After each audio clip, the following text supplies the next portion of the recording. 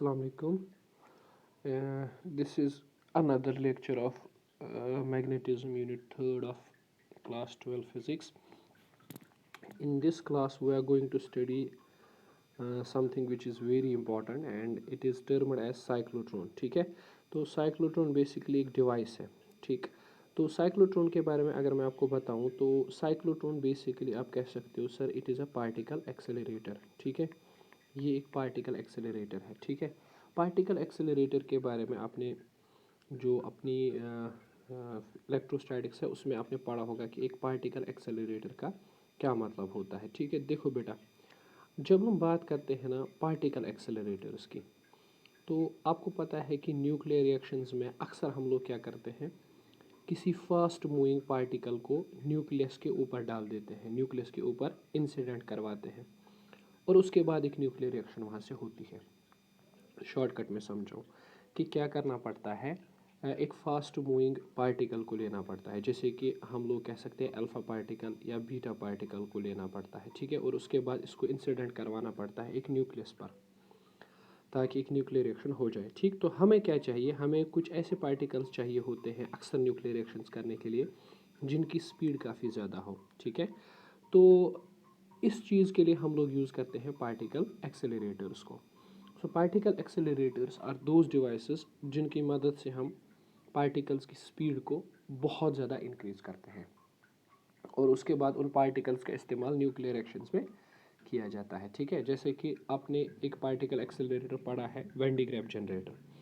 उसमें क्या करते हैं, हम लोग किसी पार्टिकल को रखते हैं. ठीक है, तो अंडर द पोटेंशियल डिफरेंस उस पार्टिकल की जो एनर्जी है, वेलोसिटी है, स्पीड है, वो काफ़ी ज़्यादा बढ़ जाती है. ठीक है, उसके बाद उस पार्टिकल को एक रास्ते से, एक वे से बाहर निकाला जाता है किसी न्यूक्लियस पर इंसिडेंट करने के लिए, जिसको टारगेट न्यूक्लियस कहा जाता है. ठीक है, सिमिलरली दूसरे टाइप का हमारे पास आज एक पार्टिकल एक्सेलरेटर है. That particle accelerator is called as a cyclotron. ठीक है, सबसे पहले याद रखेंगे साइक्लोट्रॉन एक पार्टिकल एक्सेलरेटर है, लेकिन ये पार्टिकल एक्सेलरेटर किस तरह का है कि ये सिर्फ चार्जड पार्टिकल्स को एक्सेलरेट करवाता है. ठीक है, खाली चार्जड पार्टिकल्स को, न्यूट्रल पार्टिकल्स को ये एक्सेलरेट नहीं करवा सकता. चार्जड पार्टिकल्स में कौन आते हैं, प्रोटॉन्स आते हैं, अल्फा पार्टिकल्स आते हैं, ड्यूट्रॉन्स आते हैं, या कुछ आयन्स जैसे Na पॉजिटिव, Cl नेगेटिव, इस तरह करके जो आयन्स होते हैं उनको ये एक्सेलरेट करवाता है. ठीक है, so it is simply a device which is used to accelerate positively. अक्सर हम पॉजिटिवली चार्जड पार्टिकल्स को हम एक्सेलरेट करवाते हैं ताकि हम to carry out the nuclear disintegrations, ताकि हम न्यूक्लियर रिएक्शंस को कंप्लीट कर सकें. ठीक है, अब सवाल यह है कि ये काम कैसे करता है, इसका प्रिंसिपल क्या है. देखो, हम यहाँ क्या करते हैं, हम यहाँ कहते हैं कि जब एक पॉजिटिवली चार्जड पार्टिकल जिसको हम मूव करवाएंगे under the high frequency electric field and magnetic field. ठीक है, यानी किसी चार्ज को हमें मूव करवाना है, किसी चार्ज के हमें ऊपर हमें दोनों ही फोर्सेस, मैग्नेटिक और इलेक्ट्रिक फोर्स अप्लाई करवाना है. ठीक है, तो वो हो जाएगा एक्सेलरेट और बहुत ही ज़्यादा अमाउंट ऑफ एनर्जी उसके अंदर आ जाएगी. ठीक है, मतलब क्या करना है, किसी चार्ज को जब आप रखते हो स्ट्रॉन्ग इलेक्ट्रिक, ये ऑसिलेटिंग इलेक्ट्रिक फील्ड होता है. ऑसिलेटिंग का मतलब जो बार बार चेंज होता है. ठीक है, और स्ट्रॉन्ग मैग्नेटिक फील्ड, दो चीज़ें, ऑसिलेटिंग इलेक्ट्रिक फील्ड और स्ट्रॉन्ग मैग्नेटिक फील्ड. मतलब जब आप किसी चार्जड पार्टिकल को इलेक्ट्रिक और मैग्नेटिक फील्ड में डालोगे, ठीक है, इलेक्ट्रिक फील्ड भी रखोगे, मैग्नेटिक फील्ड भी रखोगे, तो क्या होता है कि वो उस पार्टिकल के अंदर आ जाती है एक्सेलरेशन. ठीक है, और एक्सेलरेशन जब आ जाती है तो वो पार्टिकल बेहद amount of, large amount of energy को एक्वायर कर लेता है, उसके अंदर बहुत ज़्यादा अमाउंट ऑफ एनर्जी आ जाती है. ठीक, और वो बहुत तेज़ चलने लगता है. उसी एनर्जी का इस्तेमाल करके आप न्यूक्लियर रिएक्शंस कर सकते हैं. ठीक है ना, अब देख लेते हैं कि ये जो साइक्लोट्रॉन है ये किस तरह से बना होता है. ठीक है, देखो डेफिनेशन समझ ली, एक पार्टिकल एक्सेलरेटर है, अक्सर पॉजिटिवली चार्जड पार्टिकल्स को एक्सेलरेट, स्पीड बढ़ाने के लिए यूज़ किया जाता है ताकि न्यूक्लियर रिएक्शंस में इसको इस्तेमाल किया जा सके. ठीक है, प्रिंसिपल क्या है कि अगर आपके पास कोई पॉजिटिवली चार्ज पार्टिकल है और उसको आप इलेक्ट्रिक और मैग्नेटिक फील्ड में रखोगे, ठीक है, तो उसके अंदर आ जाएगी एक्सेलरेशन, वो तेज़ चलेगा. ठीक है, बहुत ज़्यादा तेज़, जब तक कि मतलब आप फिर उस पार्टिकल को यूज़ कर सकते हो फॉर न्यूक्लियर डिसइंटीग्रेशंस. ठीक है ना, तो अच्छा सवाल ये है कि ये एक्सेलरेट क्यों करेगा ये पार्टिकल, तो आप सीधा आंसर बोगे सर इलेक्ट्रिक फील्ड भी फोर्स लगाएगा और मैग्नेटिक फील्ड भी फोर्स लगाएगा, अंडर द कंबाइंड फोर्स ये बहुत तेज़ चलेगा. ठीक है, अब कंस्ट्रक्शन की बात की जाए इस साइक्लोट्रॉन की, तो आप कहोगे कि इसमें हॉलो शेप्ड मेटेलिक चैम्बर्स होते हैं. ठीक है, दो मेटेलिक चैम्बर्स इसमें रहते हैं। एक मेटेलिक चैम्बर बिल्कुल इस तरह का रहता है इसमें, आप आराम से इसको समझ जाओगे। इस तरह से एक दो मेटेलिक चैम्बर्स, ये एक मेटेलिक चैम्बर हो गया, अंदर से ये खाली है, ठीक है। और इसी तरह से यहाँ से दूसरा मेटेलिक चैम्बर रहता है। I will show you in diagram कि किस तरह से होता है। ये मेटेलिक चैम्बर, दो मेटेलिक चैम्बर्स होते हैं, ठीक है। अच्छा, ये जो मेटेलिक चैम्बर्स होते हैं ना, इनको कहते हैं डीज, DES, डीज, हाफ डीज, ठीक है। ये दो डीज होते हैं। अच्छा, इन डीज को क्या करते हैं हम लोग, इन डीज को हम लोग कनेक्ट करते हैं मैग्नेटिक फील्ड और, हाँ जी बेटा, इलेक्ट्रिक फील्ड के साथ, ठीक है। इनको हॉलो डीज कहा जाता है, ठीक। चार्जड पार्टिकल को यहाँ पे बीच में रखा जाता है, मैं समझाता हूँ। चार्जड पार्टिकल को यहाँ पे बीच में रखा जाता है।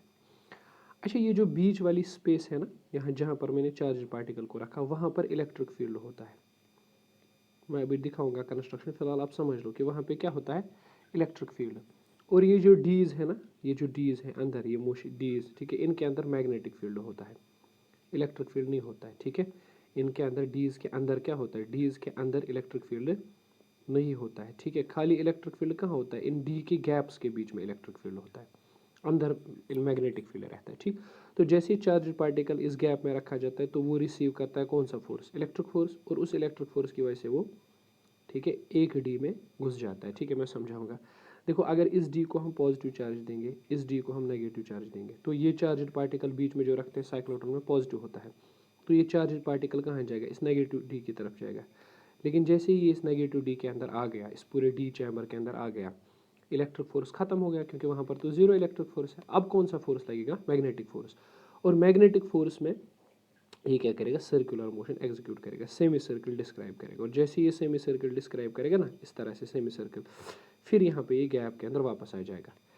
अच्छा, तो गैप के अंदर जैसे ये वापस आएगा, it will again experience electric force, इस पर फिर से इलेक्ट्रिक फोर्स लगेगा, और एक धक्का जैसा इसको थोड़ा सा धक्का लगेगा, ठीक है। फिर ये उसी टाइम पे क्या होता है, उसी टाइम पे पोलैरिटी रिवर्स होती है। ये जो प्लेट अभी पॉजिटिव था ना, अब ये नेगेटिव बन जाता है, ठीक है। और ये जो प्लेट नेगेटिव था, अभी ये पॉजिटिव बन जाता है, ठीक है। तो ये चार्ज पार्टिकल अब इस डी के अंदर चला जाता है, ठीक है।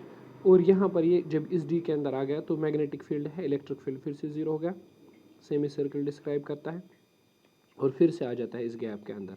जैसे ही इस गैप के अंदर आ जाता है ना, अगेन इसको इलेक्ट्रिक फोर्स मिलता है, और उस वजह से उसी टाइम पे पोलैरिटी भी रिवर्स होती है, ये पॉजिटिव बन जाता है, ये डी नेगेटिव बन जाता है, और ये चार्जड पार्टिकल अब यहाँ आ गया, ठीक है। और यहाँ पर ये circular force, circular motion execute करता है। जैसे ये फिर से डी के अंदर आता है, फिर से पोलैरिटी रिवर्स होती है और यहाँ चला जाता है, ठीक है। ईच टाइम जैसे ही इस गैप के अंदर आता है ना, इसको एक फोर्स एक्सर्ट होता है, इलेक्ट्रिक फोर्स, और उस वजह से इसका सेमी सर्कल बढ़ता ही जाता है। मतलब ये पहले इस तरह से छोटे से सर्कल में रिवॉल्व करता है, फिर उससे बड़े सर्कल में, फिर उससे बड़े सर्कल में, फिर उससे बड़े सर्कल में, टिल ये इस डी के एंड्स तक पहुंच जाता है। और यहाँ पर एक छोटी सी आप कह सकते हो खिड़की लगाई जाती है, जहाँ से फिर इस पार्टिकल को बाहर ले लिया जाता है। मैं इस चीज़ को थोड़ा अच्छे से समझाता हूँ, ठीक है ना। ये तो हो गया जल्दी जल्दी में। चलिए बेटा, आप समझ लीजिए, ये है आपका डायग्राम। ये दो डीज है, हाँ, ये D2 है और ये D1 है, ठीक है। तो यहाँ पे ये जो है ना, ये पाइप छोटी सी दिख रही है, इसी से हम चार्जड पार्टिकल को बाहर फेंकते हैं, मतलब अंदर की तरफ डालते हैं। और इस गैप के अंदर इलेक्ट्रिक फील्ड है, मैग्नेटिक फील्ड नहीं है इस गैप के अंदर, ठीक है ना। अच्छा, इस चैम्बर के अंदर मैग्नेटिक फील्ड है लेकिन इलेक्ट्रिक फील्ड नहीं है। जैसे ही ये चार्जड पार्टिकल यहाँ पे आ गया, इलेक्ट्रिक फील्ड की वजह से फोर्स मिला, वो पार्टिकल यहाँ चला गया। और जब ये डी के अंदर जाएगा तो it will experience only magnetic force, तो उस मैग्नेटिक फोर्स में सर्कुलर पाथ करेगा एग्जीक्यूटिव। और जैसे ही ये वापस आ जाएगा इस गैप के अंदर, तो इसे फिर से मिलेगा इलेक्ट्रिक फोर्स, और इसे एक धक्का जैसा लगेगा। आपको पता है ना, एक छोटी सी धक्का जैसे इसको फील होगा कि जैसे किसी ने पीछे से धक्का दे दिया हो। और उसके बाद एट द सेम टाइम यहाँ पे है ना फील्ड ऑसिलेटर कनेक्ट करके, पहले जब ये यहाँ चला गया ना था तो इसका चार्ज पॉजिटिव था और इस वाले का नेगेटिव था, है ना। सॉरी, इसका नेगेटिव था, इसका पॉजिटिव था। नेगेटिव क्यों, क्योंकि ये पॉजिटिव चार्ज पार्टिकल है। पहले ये इस D1 में चला गया तो उस टाइम पे D1 का चार्ज नेगेटिव था। अब जब ये दोबारा से इस गैप में वापस आएगा ना, पोलैरिटी रिवर्स हो चुकी होगी, अब ये बन चुका होगा पॉजिटिव और ये बन चुका होगा नेगेटिव, तो चार्जड पार्टिकल यहाँ एंटर करेगा, है ना। और यहाँ पर जैसे इस डी के अंदर एंटर करेगा, मैग्नेटिक फोर्स होगा, तो उस वजह से सेमी सर्कुलर में डिस्क्राइब करके बाहर आ जाएगा। और जैसे ही इस गैप में वापस आ जाएगा ना, तो उसी टाइम पे पोलैरिटी फिर से रिवर्स हो गई होगी, ये हो चुका होगा पॉजिटिव और ये क्या बन चुका होगा, नेगेटिव, ठीक है। और उस वजह से क्या होगा, एक सेकेंड, ये हो चुका होगा नेगेटिव, है ना। उस वजह से क्या हुआ होगा, अब ये चार्ज पार्टिकल यहाँ जाएगा, सेमी सर्कुलर मोशन डिस्क्राइब करके फिर से वापस आएगा, उसी टाइम पे पोलैरिटी रिवर्स हो जाएगी, ये पॉजिटिव बनेगा, ये नेगेटिव बनेगा, ठीक है। और चार्ज पार्टिकल फिर यहाँ जाएगा, ठीक है। और कंटिन्यूसली पाथ इसका बड़ा होता जाएगा। अब सेमी सर्कुलर पाथ क्यों बड़ा हो रहा है बेटा, सर्कुलर पाथ क्यों बड़ा हो रहा है, क्योंकि ईच टाइम जैसे ये गैप के अंदर आ रहा है ना, फिर से इस पर एक धक्का लगता है, फिर से ईच टाइम जब ये आता है, और लास्ट पे जब ये इस तरह से मूव करता करता करता करता यहाँ पर आ जाएगा, इस पेरिफ्री के अंदर, यहाँ पे एक छोटा सा होल किया जाता है और यहाँ से बाहर ले लिया जाता है और फिर उसको इसकी टारगेट के ऊपर डाल दिया जाता है, ठीक है। I hope you got it, okay. अगर आपको अभी भी कंफ्यूजन है, I will show you some sort of animations through which it may be clear, okay. Okay, you can visualize this thing, है ना। अब देख लो इसको किस तरह से ये चार्जड पार्टिकल घूम रहा है, ठीक है, कंटिन्यूसली घूम रहा है, इसका पाथ बढ़ रहा है, और जैसे यहाँ पे पहुँचता है इस रेड पॉइंट के पास, ठीक है, जहाँ पर ये छोटी सी ना निब लगी है रेड पॉइंट के पास, देखो जब ये आ जाता है, जैसे ये लाइट जली, ठीक है, यहाँ पे पहुँच के इसको टारगेट से इसी वायर के थ्रू बाहर निकाला जाता है, ठीक है।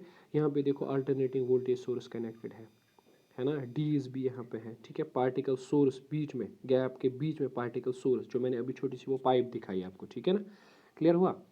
चलो मैं एक और एनिमेशन दिखाता हूँ। इसमें देखो ये रफ एनिमेशन है, हालांकि मूव बहुत फास्ट कर रही है। देखो सेंटर से आप अगर नज़र रखोगे, सेंटर से पार्टिकल निकलता है, उसके बाद ये छोटा सा सेमी सर्कुलर, फिर बड़ा बड़ा बड़ा बड़ा सेमी सर्कुलर पाथ बनाता जाता है, ठीक है। और यहाँ से आप देखो इस साइड पे जहाँ पे ये पॉजिटिव और नेगेटिव लिखा है, यू कैन सी कि पॉजिटिव और नेगेटिव किस तरह से चेंज होता है। ऊपर वाला सबसे पहले ऊपर वाला डी पॉजिटिव और नीचे वाला नेगेटिव, और उसके कुछ टाइम के बाद ही पोलैरिटी रिवर्स हो जाती है, ठीक है।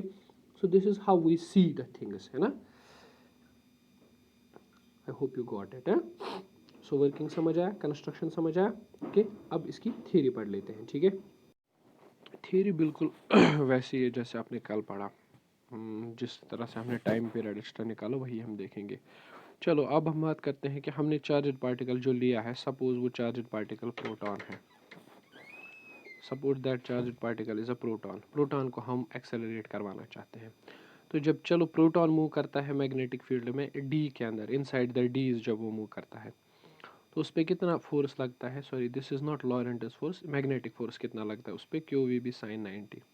तो force is q we B inside dees में बोल रहा हूँ, इन डीज के अंदर उस पर कितना फोर्स लगता है। अच्छा, इसी फोर्स की वजह से, मैग्नेटिक फोर्स की वजह से वो सर्कुलर मोशन दिखाता है, तो यही मैग्नेटिक फोर्स है विच इज सेंट्रीपिटल फोर्स। तो हम कह सकते हैं centripetal force M V square by R is equal to magnetic force Q we B, है ना, क्योंकि यही तो फोर्स है जिसकी वजह से वो सर्कुलर मोशन कर रहा है। तो यहाँ से आप आर निकाल लो, this is the radius of circular path. तो फिर से कल की तरह आप लिख सकते हो, लास्ट लेक्चर की तरह, कि आर डिपेंड करता है वेलोसिटी पे और चार्ज पे, मास रेशियो पे और मैग्नेटिक फील्ड पे, है ना। अब मुझे बताओ कितना टाइम लगेगा सेमी सर्कुलर पाथ एग्जीक्यूट करने में, not circular, semi circular. Time is always equal to distance by speed. Semi circle में कितनी डिस्टेंस होती है, पूरे सर्कल में डिस्टेंस होती है 2πr, है कि नहीं, समझदार हो। सेमी सर्कल में कितनी होती है, आधी, डिवाइड बाई 2, 2 और 2 कैंसिल, तो डिस्टेंस कितनी कवर होगी, πr सेमी सर्कल में, divide by speed v। Pi by v को ऐसे लिखा और r के बदले मैंने ये वैल्यू यहाँ पे डाल दिया, तो v और v कैंसिल, तो यहाँ पे निकला ये, ठीक है। ये वो टाइम है जिसमें पार्टिकल हाफ सर्कल कवर करेगा, ठीक है। दो पूरा सर्कल कवर करने के लिए और इतना टाइम लगेगा ना, मतलब डबल टाइम। तो time taken to complete the full circle is twice T, double time. Half complete करने में इतना टाइम लगता है, तो पूरा कंप्लीट करने में इंटू 2, तो ये हो गया टाइम पीरियड, है ना। अब आप फ्रीक्वेंसी भी निकाल सकते हो, साइक्लोट्रॉन फ्रीक्वेंसी, कितने चक्कर ये लगाएगा 1 सेकंड में, फ्रीक्वेंसी इज 1/t, तो बस आप उसके बाद लिखो 1/t, टी का रेसिप्रोकल कर लो, ठीक है, तो बात खत्म। एंगुलर फ्रीक्वेंसी किसके बराबर होता है, 2π न्यू, है ना, तो 2π न्यू का वैल्यू आप यहाँ से लिख दो, है ना। तो कैंसिलेशन करके देखो ओमेगा किसके बराबर आएगा, सेम टू सेम चीज़ें आएंगी जो कल के लेक्चर में आई थी।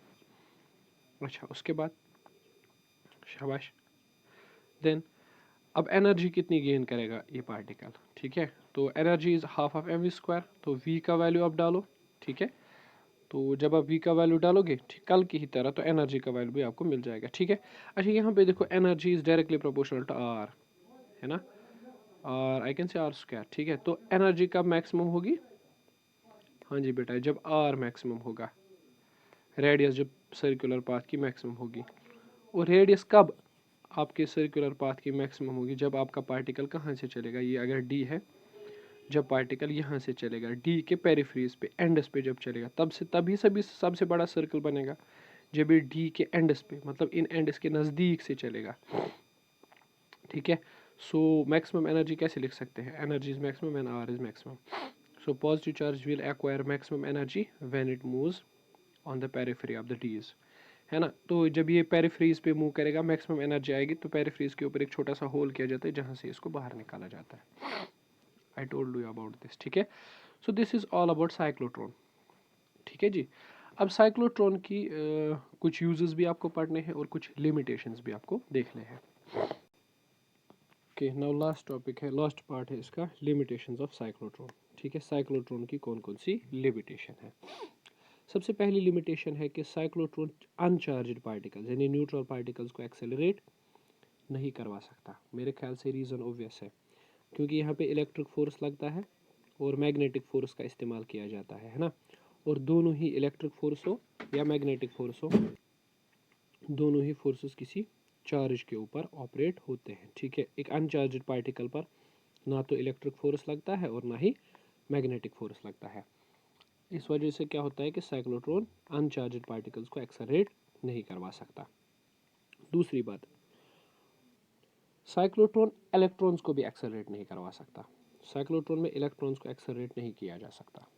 अभी आप पूछोगे सर साइक्लोट्रॉन में इलेक्ट्रॉन को क्यों नहीं एक्सेलरेट किया जा सकता, इलेक्ट्रॉन के पास तो अच्छा खासा चार्ज है, क्यों नहीं करवा सकते। देखो इसका रीज़न बड़ा सिंपल है, इसका इलेक्ट्रॉन का मास बहुत ही ज़्यादा स्मॉल होता है, electron has really small mass.